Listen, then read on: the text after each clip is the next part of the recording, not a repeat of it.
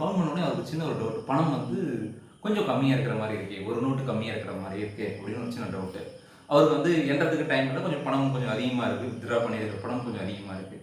So அதனால் என்ன பண்ணுறாரு அப்படின்னா, அங்கே போயிட்டு அவங்கள்ட்ட இந்த பணத்தில் வந்து அப்படின்னு சொல்கிறாங்க. டக்குன்னு அந்த ஊழியர் என்ன சொல்கிறாரு, வங்கியில் இருக்கிற ஊழியர் வந்து கம்மியாக இருக்குது, கம்மியாக இருக்கா, போய் உட்காந்து இன்னொரு டைம் எண்ணி பாருங்க, கரெக்டாக தான் இருக்கும் அப்படின்னு சொல்லிடுறாங்க. அதுக்கு வந்து அந்த நபர் என்ன சொல்கிறார் அப்படின்னா, இல்லை இதில் வந்து ஒரு நோட்டு அதிகமாக இருக்கிற மாதிரி இருக்குது அப்படின்னு சொல்லி முடிக்கிறதுக்குள்ளே டக்குன்னு வந்து அவங்க என்ன சொன்னால், கொடுங்க நான் வந்து எட்டி பார்க்குறேன் அப்படின்னு சொல்லிட்டு அவங்க வந்து மிஷின் அந்த பணத்தை வந்து கரெக்டாக கவுண்ட் பண்ணுற மிஷினை வச்சு செக் பண்ணி பார்க்குறாங்க. 2 முறை செக் பண்ணாங்க. அப்புறம் மேனலாகவும் செக் பண்ணாங்க. ஏதோ தவறுதலாக வந்து அந்த எந்திரத்தால் எக்ஸ்ட்ரா ஒரு நோட்டு போயிருக்குமோ அப்படின்னு சொல்லிட்டு அவர் கவுண்ட் பண்ணி எண்ணி திருப்பி வந்து அவங்கள்ட்ட கொடுக்குறாரு. பணம் வந்து கரெக்டாக இருக்குது. அப்போ இந்த இடத்துல நீங்கள் கரெக்டாக நீங்கள் யோசிக்கணும். ஸோ அந்த பர்சன், அந்த ஒரு பணம் எடுக்க போன ஒரு பர்சன் கரெக்டாக